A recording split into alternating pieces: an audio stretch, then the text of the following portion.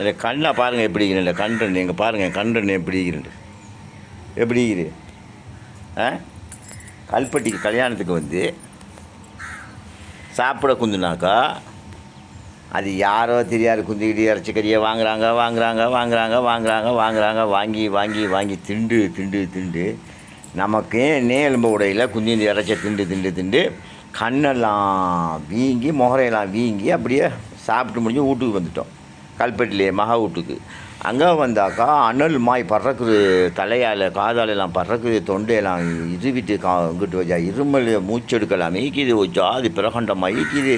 அப்பப்பப்பப்பப்பப்பா அப்படி இந்த அப்புறம் தலை முழுவதும் கட்டி எலும்பி காதெல்லாம் கட்டி எலும்பி எல்லா இடமும் கட்டி எலும்பி சாய் அண்ணல் பறக்குது சொல்லிடுறேன்.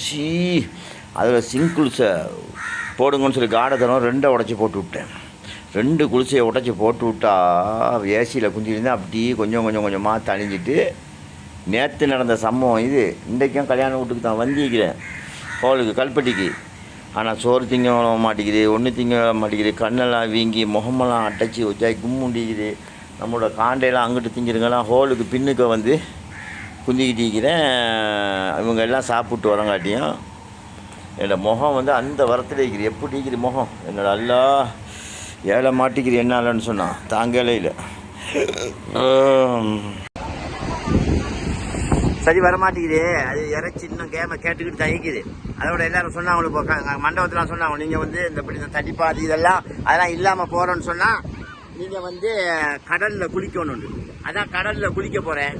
பார்ப்போம் குளிச்சாவும் சரி நம்மளோட முகமெல்லாம் தெளிவாகிறான்னு பார்ப்போம். ஏன்னா குளிச்சுட்டு வரேன் கடலில் போய் குளிப்போம்.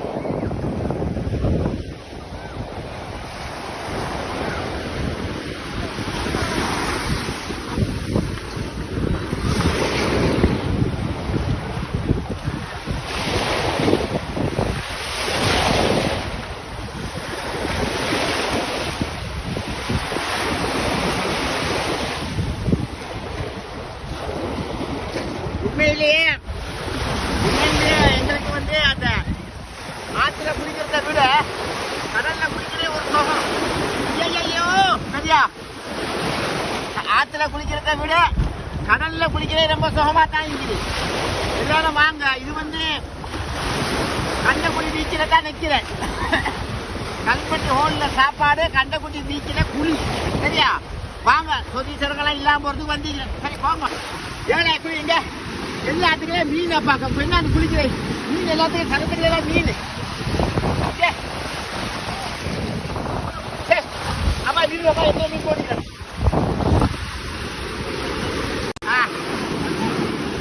குளிக்கல போனீங்கப்பா குளிக்கிறாரு. மீன் சரியான மாதிரி கல்சாட்டுல மீன் பண்டி கிழக்கு